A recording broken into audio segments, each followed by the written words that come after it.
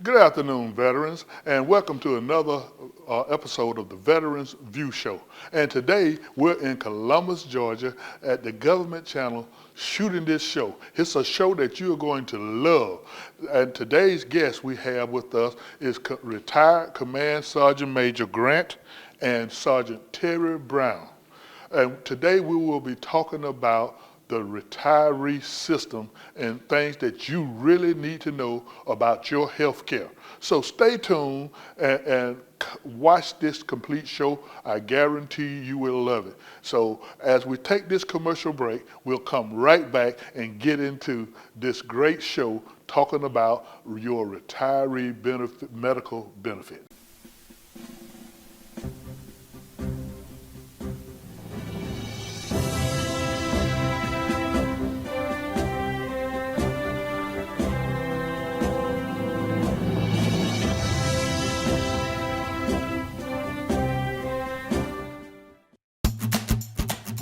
This message is from the U.S. Department of Veterans Affairs. Each week, VA sends an email to more than 11 million veterans across the country.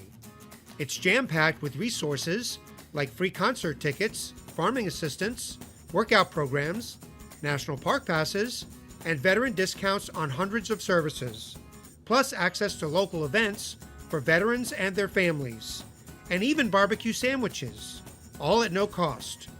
One can also find job listings, career mentoring opportunities from Fortune 500 CEOs, small business help, and information on home loans. Are you in the know? Subscribe for free at va.gov/vetresources to learn more about the federal, state, nonprofit, and private sector resources available to veterans and their families. That's va.gov/vetresources.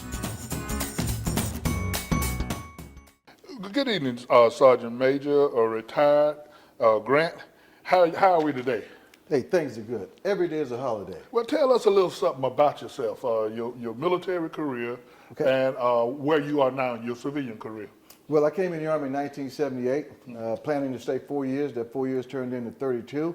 I rose through the ranks pretty quick, and I became a sergeant major, serving as my highest position, a division level sergeant major at Fort Stewart. Wow, And then I came, know that's big. Yeah, that's a little bit there. And I came to Fort Benning for my last job.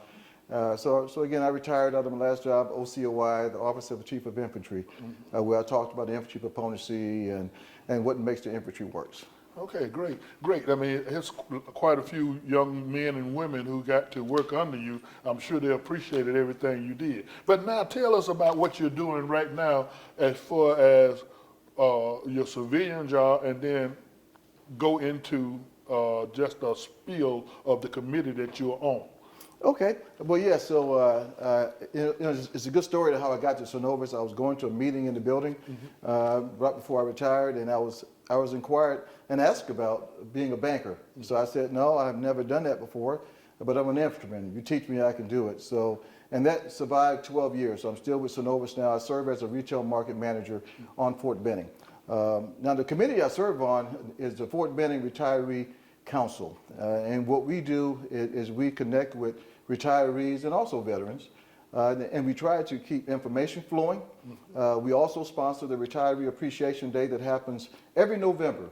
The first Friday of the month is normally at the Fort Benning Supper Club, and it's a great time. And great food, because I have attended. Absolutely. Now, Sergeant Terry Brown, U.S. Army retired. Tell us a little something about yourself. Okay. Well, I joined the Army in 1991. I was an Army medic. I did 2 tours in Germany, a tour in Korea, deployed to Kosovo. In addition to serving as an Army medic, I spent a lot of time advocating for soldiers. I was an EO rep, suicide prevention, but also just had a passion for making sure that soldiers understood what their rights were. In the medical field, I worked with the physical exams and the VA doing VA physicals. So when I retired in 2011, I started spending a lot of my free time helping other veterans do their disability claims, to include my husband, who served 24 years. Okay. There's a lot of information out there, and processing it is difficult for a lot of retirees. When we transition from active duty into the civilian world, it's a different world. It's not what we have been doing the last 20 or 25 years. Yeah. And understanding the language, understanding the system in the civilian world, and even going from active duty to the VA system is different and Right. difficult. And that's one thing that I told my wife when I retired. I said, now I've got to make this transition. And at the time, I was not close to a military base. And I said, well, I don't know how good this is going to be not being around military. Because civilians is totally different when you used to be in discipline, going to work, following orders and doing, and then when you get a job, as I did, working for the VA, you're going to some people coming to work late and no one holding them accountable. Right. and stuff like that. Yeah. It was just a transition that I wasn't really proud of. Right. But what I want to talk about today and move into, first, you didn't tell us where you was from. I am from Pascagoula, Mississippi. Pascagoula. On the Mississippi Gulf Coast, yes. And Sergeant Major? I am from the greatest state in the Union, South Carolina. I'm from Sumter. South Carolina Gamecocks. Okay, great. That's right. So now I want to talk about something that I don't think a lot of our retirees are aware of, which is the new, what would we call it? The Health agency. Health HAS. What is it? The DHA. DHA, I'm sorry. Defense Health Agency. Defense Health Agency. And just like I am struggling with it, I know a lot of you retirees out there are struggling because you're not keeping up with what's going on. So when you get these retiree letters in the mail, you should take them seriously and read them, or if you get them on your computer. And we know a lot of our retirees are not computer savvy, so you're getting snail mail. So when you get that mail, you need to read it. And when we finish with this show, we have two people here that you're going to be able to contact if you need more information. So let's get started. Let's talk about the Department of, the Defense Health Agency. And we're going to start with you, Command Sergeant Major Grant, because you are on the advisory board. So tell us something about it. Well, the Defense Health Agency is something that started a few years back. I mean, the conversation about it started, and as my tenure was on the Chief of Staff of the Army Retired Soldiers Council, I would have the Army surgeon talk about that it was coming.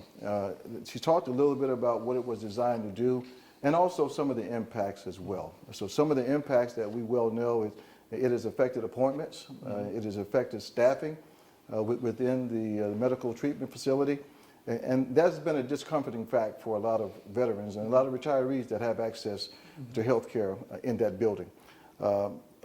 I can't tell you now that where it's going to go. I do know that it's still in transition, but it's something that information does rule on also.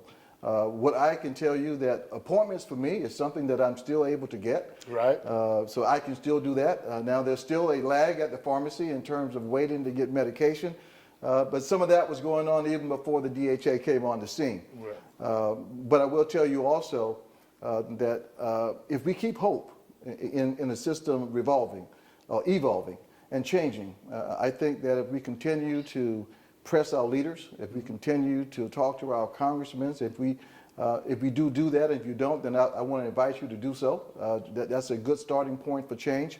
But if we do that, then what we will find is that things will gradually come into focus for us. Right. And I'm glad you said that. And basically, we need to stick together as retirees to focus on what's going to happen with us down the road. Now, Sergeant Brown, tell us some of the things that you have researched and you talked to me about when we discussed the Defense Health Agency. Okay. Well, the concern for retirees right now is that when the Defense Health Agency started the transition in 2018, it also began downsizing or limiting the number of employees at the hospital. So fewer soldiers, fewer civilian employees, so healthcare became a problem. Well, if you go back to the initial law or the initial statute, which is the Public Law 89-614, or better known as the Military Medical Benefits Amendment of 1966. It guarantees retirees or people that are entitled to retiree pay to be given medical care and dental care. So two things are happening. One, there's a space available snippet that goes with that. That Okay. space available means if that military treatment facility that you are going to has room for you, then they can see you. Okay. But if they don't have room, or if they don't have enough staff, then you're no longer a priority. You have to go find treatment elsewhere.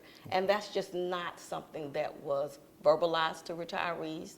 That's not something most retirees know. So you're getting to a military treatment facility expecting that this is something that you've earned as a retiree, to find out in actuality it's not. So my purpose today is to just let retirees or veterans know, be alert and pay attention to what is going on with your health care. Not only know what's going on, get involved with your local councils, talk to your legislators, and know what the law actually says. The law is not guaranteeing that we will be seen at medical treatment facilities for the rest of our life. The law just says if we have room, we can see you. That becomes an even bigger problem when we turn 65. So at 64, as retirees, most of us will get a letter and it will say, you are no longer able to be seen at this military treatment facility. You should find a civilian doctor elsewhere. That's going to be a problem for a lot of retirees. That's going to be a problem for retirees that are only used to military treatment facilities, one. It's going to be a problem because the civilian system is totally different from the military system. It's a problem because in this regulation that came out in 1966, or in this law, it's actually a law, and you can look it up in the U.S. Code. It's in the USC Code. I think it's 114. I'm going to tell you. Right. It's Well, 114. while you're looking that up, let me say this. I used to be a Navy recruiter, and I worked with Army recruiters, Marines. All of us worked together. So you never saw one recruiting station sitting by itself. You always saw all of the armed forces, and we all was taught the same thing. The application that a person uses to join the military is called the 1966 application, and in that application, a lot of people fail to read the fine print. And the fine print says that if you stay, as you stated, for 20 years or plus, we will take care of you the rest of your life. Now, I know a lot of things are changing, but even though we still get TRICARE, and then we get Medicare. Now, I'm like you, I don't necessarily agree with picking a doctor off a list, because a lot of times those are not the best doctors for us. I do think we deserve a lot better, but as Sergeant Major said, we're hoping that we're going to evolve as time goes on. But retirees, you have to get involved. And you have to attend these retiree appreciation lunches that happen once a year.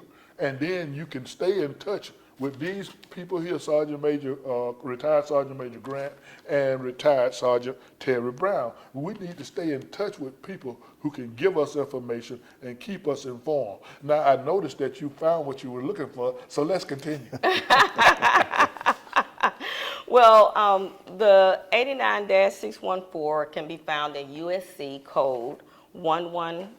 Excuse me, I turned it back over as soon as I started talking.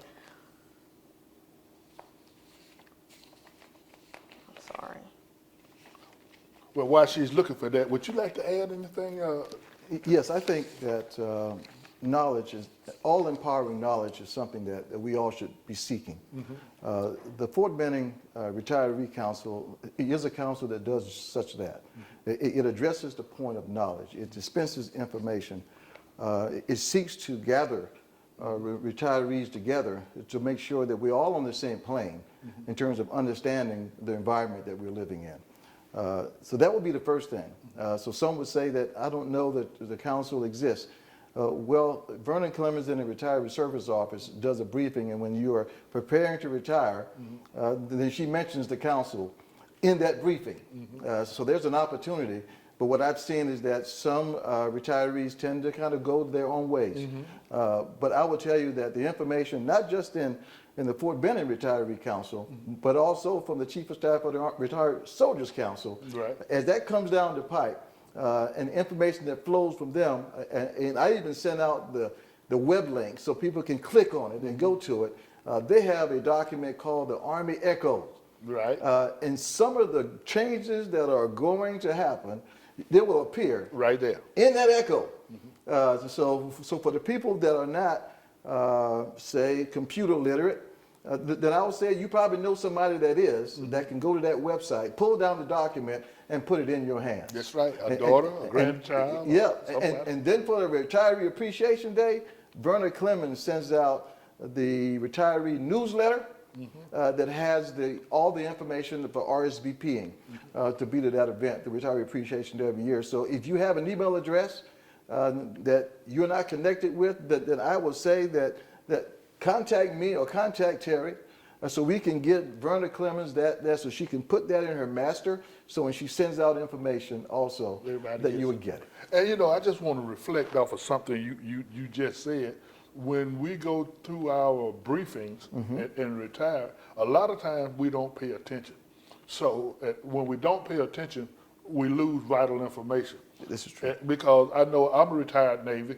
The Navy has its own retiree appreciation. The Air Force, the Marine Corps, all the services have their retiree appreciation, and they're putting out the same information. That's right. But the other thing that I'm saying is, Can I add to what he was just saying about the briefing that Ms. Clemens gives at the end? A lot of the retirees need the hands-on help. A lot of retirees are in need of someone to come and reach out, or a place that they can return to. So the current retiree service office, she's really busy with retirees coming through every month.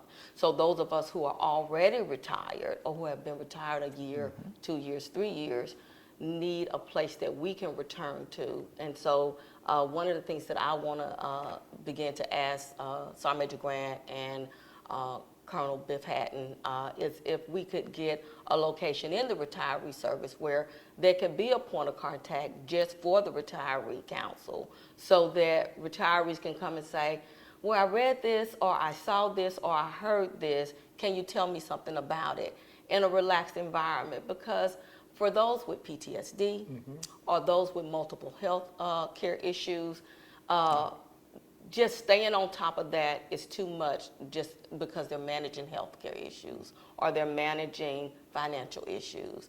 It's a whole different ballgame. So we need to get a place where we can return to, and we can build contacts so we can reach out to these. So we say, okay, I got a list of 500 retirees in the local area, or 1,000 retirees in the local area. Let me reach out to them once a month. Let's do some phone banking or something like that, so that we know what their concerns are. well, let me say this, because we're talking about something that's big. It's not a small something that we're just going to fix by establishing other groups, but we do need. But this is about education. Right. It's about educating those retirees. And for those of you who are active duty and watching this show, understand that you're going to be retired one day, and that you've got to do the same thing that we're doing right now.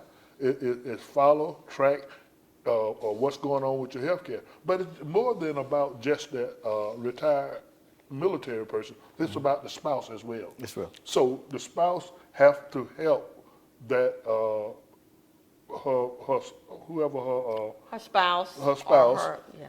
you have to help them track all of this that we're talking about. Sometimes that military person, because of PTSD or TBI, may not be able to comprehend what's going on. So now it's up to the spouse to help, because that's where her health care comes from too, or his health care comes from there. And because most times when you retire, you don't have any kids anymore in the house, unless you have grandkids. And in a case like me, my grandkids, I took them when my daughter went to Afghanistan. When she deployed to Afghanistan, I took care of them. So then they became under the health care system. So these are the kind of things that we need to get out to ensure. Because as I said when we was talking earlier, is that if you're active duty and you can't see a way to fit us into the system, remember, you're going to be in this situation 4-5 years from now. They're in the situation already and just don't realize it because if you look at the history of retirement, prior to World War II, retirement was service or segment specific. So like the Air Force had one retirement, the Army had one retirement, the Navy had one retirement. Then after World War II, they began to focus on a more centralized retirement for everyone. Well, what has happened in the recent history is that they looked at the costs. So when the cost started growing, they said, we got to get this under control and cut it. To now what they have is the blended retirement. And the blended retirement is actually a smaller retirement. They think it's a better one, but it's more like the 401k system that's always been in the civilian world and less like the traditional retirement that most of us have. And so the newer soldiers don't really have the time to manage it and don't really have the understanding. So they're going to get to this point. They're going to get to retirement, and not only is it going to be a financial problem, there's going to be a medical or healthcare problem. We know in the finance world that when retirees or people reach the age of 65, their healthcare costs go up, which is why now in the world you see most people aren't retiring at 65. This is the first time in history that you have 3 generations of people in the workforce. And it's because even with $500,000 sitting in the bank, they are not able to retire because they know the healthcare costs will eat that up. So where we are as retirees, even though we're getting these big pay raises where our funds are concerned, we're going to reach the age of 65, and even if we're getting this extra money in our pay, it's going to be consumed or eaten up because we have this volatile healthcare system. And so retirees need to wake up, come together so we can be one voice addressing and solidifying our healthcare or medical benefits. It has never been done. Even when that law went into effect in 1966, since then, 1981, 1986, 1994, 1999. People reapproached it, revisited to try to get a firm, written, binding health care for retirees. The pay and the compensation was improved, but the medical benefits weren't. Okay, I'm gonna hold you right there and get your input rather, on what she just said about the growing cost of medical care, and maybe how it's affecting some of the people you may know. Well, absolutely. The cost of medical care is increasing. That's a common knowledge point for everyone. But we do know that TRICARE, within itself, it is one of the best systems out there that supports retirees and those that qualify for it. Now, the other thing is that I like to think about it. I say each one get one. Each one reach one. So everyone got to get to somebody. Each one reach one and teach one. Right, that's right. So for the medical facility on Fort Benning, I think that for retirees that go into there, we can't be frustrated to the point that we just withdraw. Okay. And that happens sometimes. Fair point. Yes. A not a good experience will cause some people just to back away from it. There are some retirees that really, they may know that they can have a doc on both sides, but they don't do that. I mean, I've got a provider inside MAC, and I've got one in the VA. So it's a matter of what you know and how you employ the information that you know. So the cost portion of it is something that, I mean, we can't affect cost overall. But the medical system is the medical system. What we can do, we can affect the way we engage it, though. Right. And that's my call. My call is for everyone to look at where you are, understand where you are, and take advantage of all the opportunities. And then when there's a challenge that you may come into contact with, then let the right people know about it. Right.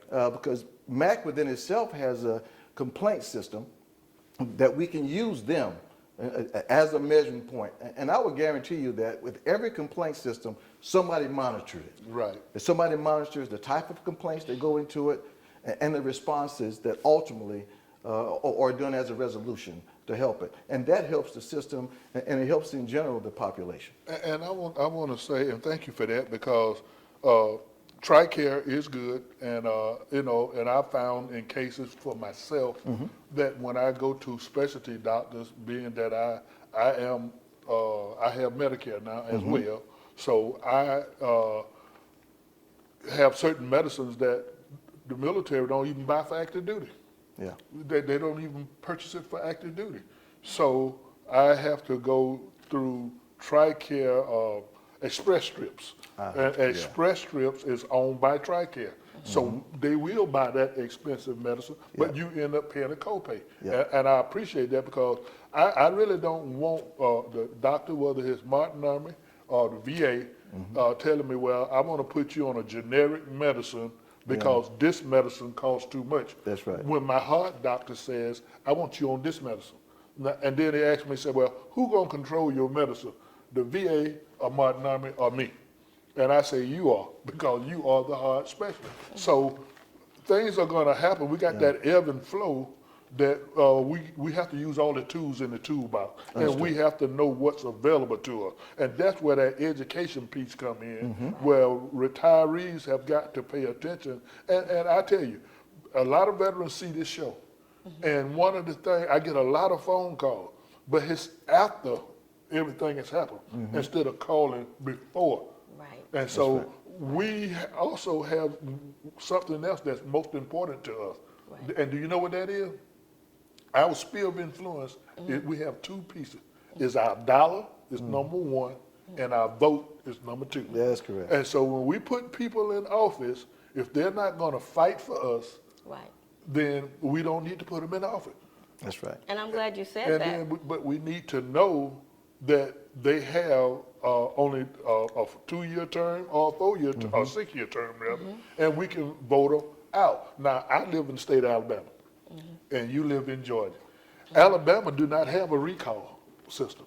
And I don't know about Georgia because I did not research it. But Alabama, if we put you in office, you're there for that complete term because we don't have a recall. It's a lot of states in this union, though, that have a recall system. So if we vote them, if they vote them in office, they can say, hey, you're not doing what we asked you to do, so we're going to do a recall on you. I think California is one of the ones I think so. that have a recall. And I think that's a great system because now you can hold people accountable.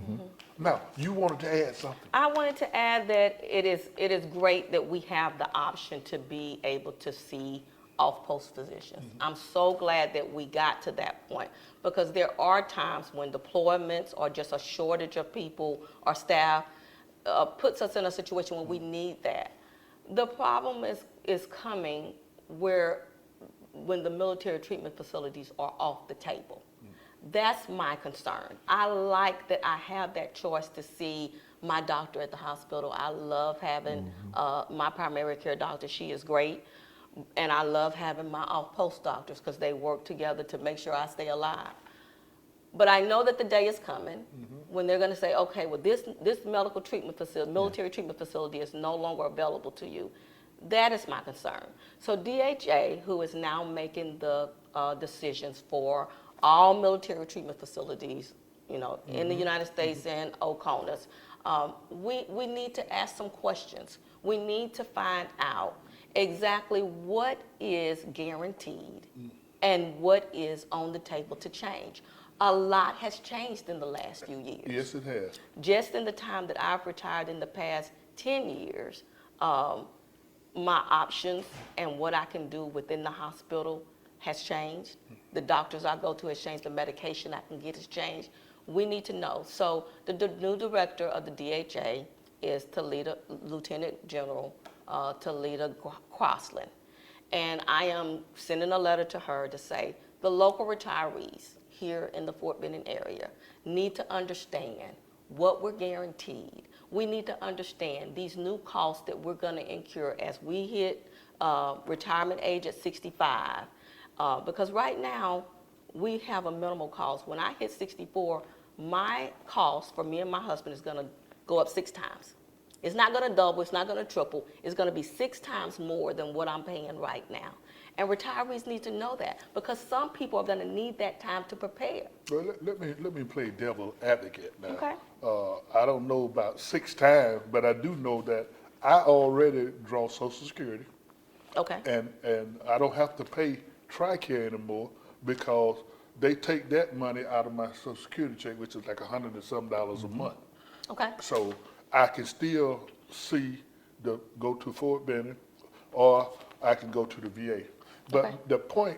another point that I want to make, I know when I was on active duty before I retired, I love to see that sign that say, in uniform, head of the line. I like that I too. love that sign, and I don't want to see that go away. Right, cannot go away. I chose to go to the VA more so than to Martin Army because of the fact that Fort Benning is a training base, Right. and when you got Ranger School, you got Jump School, you got all of these other schools. These guys get hurt and they need to see the doctor. Right. So that was my choice, Right. Right. not to go there. Vice if I was at another base over Right. in Montgomery at the Air Force Base, Right, right. my choice would not be. My choice would be to stay with the base. But when you got that many soldiers Right. and Marines and sailors going through specialty training there, Right. I prefer to see that, just like in the commissary. Head of the line, no problem. Go soldiers, get in the head, because I ain't in no hurry no more. Right. I'm not on active duty anymore. Right. So I just want to play devil advocacy, Right. but at the same time, I still, with a brand new hospital facility like that, and most of around our country, our military bases have upgraded their hospitals Right. with all of this new equipment and everything. It needs to be used, and it needs to be, the retirees have earned that right. Right. But we have to, us, Exactly. we have to educate these retirees, because a lot of them sit back and wait until something happens, and then they come, instead of coming to these luncheons, the appreciation luncheons, so that they can learn something. Appreciation lunches are just not about eating. Right. It's not about eating. Right. It's about Two-way getting communication. communication, waking them up to what's going on, and then on top of that, they give them gifts. Yeah, that's right. We have the county fair there, so people could go around and get goodies too. Yeah, so I believe in this system, the retire appreciation system, but I just believe that if you're listening to me out there, you need to get involved. You know, 2 people, 3 people can't fight this fight alone. That's right. We need all of y'all support. And then I'm gonna give each one of y'all 2 minutes in closing, and then we're gonna close this show. There we go. Okay, I'm gonna let you you're gonna go let me go first. Okay. Because I may have to tuck your coat a little bit. Okay, so I'll say this. The numbers for me and my husband, who is also a retiree, are in fact 6 times more. We will absolutely be paying 6 times more at 65 than what we pay right now. And so each veteran should take the time and look into it for themselves. Look at what you're paying right now to TRICARE, and look at what you're going to pay when you transition over to Medicare. And it is absolutely a significant difference. Next, I want to say, Even though we closed, I got just one question I got to Okay. ask you, because you said 6 times more, 6 times. and then you're transitioning. So when you transition to Medicare, what you're paying for TRICARE, your Medicare payment is going to be cheaper than your TRICARE. no. Yes, I do it. Okay, I so get right now, for me and my husband, who are both retirees, we pay $58 a month. 58. $58 for Well, both you're of going us. to pay more in Medicare. Then. We're gonna pay more in Medicare. Right. We're You're gonna gonna pay $329. No, well, I mean, I'm gonna leave that there. Go ahead on finish. Those are Because the my numbers, math and the don't add numbers, up. the numbers are published. You can Right. go to the Medicare website. They're there, the comparison there. You can go look at the TRICARE for Life.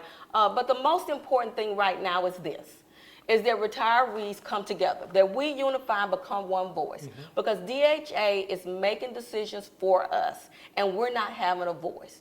Decisions used to be based off of a consensus. And if you look at the documents that late Senator John McCain put forth with the Secretary of Defense at that time back in 2018, or the FY17 in the National Defense Appropriation Act. Okay. If you look at that from FY17, the idea was that they lower the cost, and John McCain explained through this entire document that one, it was a consensus basis, but it was taking up time.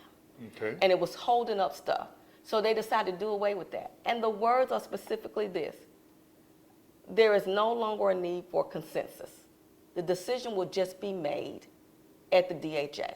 So we need a conversation, a two-way conversation with DHA. We need a two-way conversation with the Department of Defense, so we understand exactly what retirees have and exactly what has changed in our retirement health system. Thank you, Ms. Brown. And now, Sergeant Major Grant. Well, in my exit, I would just say this. One, I think that we need involvement. We need people that understand what exists in terms of capability, and for people to come and like Ms. Brown was saying, let your voice be heard. My office of co-chair, Biff Haddon, has been doing the job for a long time as the office of co-chair for the council. His heart is in the job.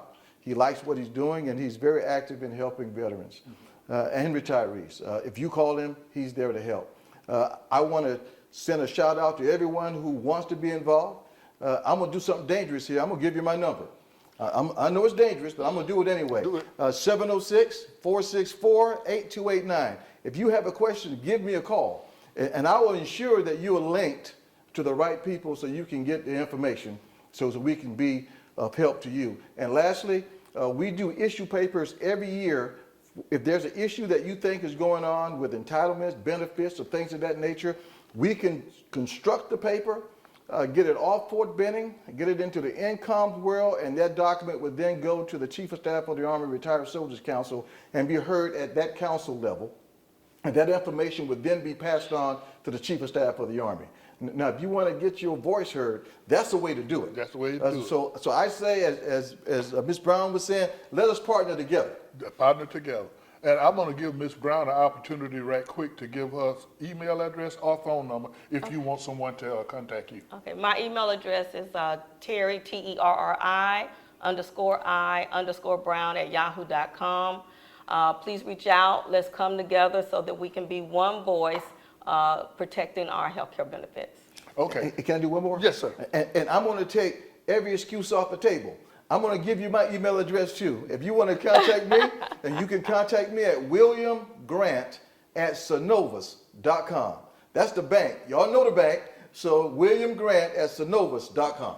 Okay, great. And I want to say in closing as well, for not just Army, but Navy, Marine, Air Force, Coast Guard, and now our new service, Space Force, hey, you can come to this retirement appreciation luncheon. You don't have to drive all the way to Pensacola, Florida, if you're Navy. You don't have to drive over to Montgomery if you're Air Force. You don't have to drive to South Carolina if you're Marine Corps. And Space Force, I don't know where y'all live, but but you can come. All you need to do is contact Sergeant Major Grant, and he'll tell you what you need to do to get registered to come to the retirement appreciation, the retiree appreciation luncheon. I think it's something great. I think you should do it. And as I said earlier, we're in this together, and we can't do it by ourselves. We need you. If you want your voice to be heard, if you want satisfaction, the hospital has a place, as Sergeant Major said, where you can file a complaint and all of that. But what if you didn't have to file a complaint because you attended these meetings and your voice was heard? And in closing, if you have friends out there that live in other states or anything, you can go to YouTube. You can tell them to go to YouTube and watch this show. All right. And we'll see you the next time on the Veterans View Show.